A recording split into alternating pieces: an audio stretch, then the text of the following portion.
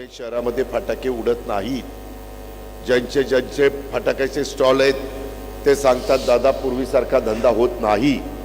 म्हणजे पुणेकरांना नीट समजून सांगितल्यानंतर पुणेकर त्याला प्रतिसाद देतात आणि म्हणून प्रदूषण मुक्त हे आपलं शहर आपल्याला करायचं आहे। पुन्हा पुणेकरांचे गतवैभव पूर्वीचे दिवस हे आपल्याला आणायचे, ते काम आम्ही करू याबद्दलची ग्वाही मी आपल्याला सगळ्यांना देतो।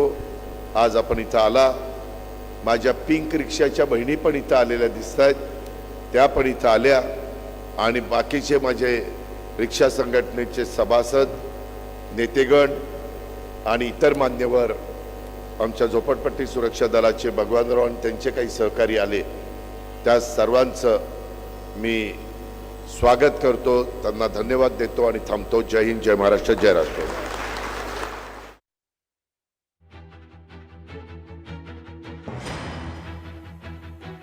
तर अजित पवार बोलत होते, प्रदूषणमुक्त शहर करायचं आहे, शहराचं गतवैभव पुन्हा एकदा प्राप्त करून द्यायचं आहे असं त्यांनी म्हटलेलं आहे। प्रचारासाठी अजित पवारांची सभा पार पडलेली आहे।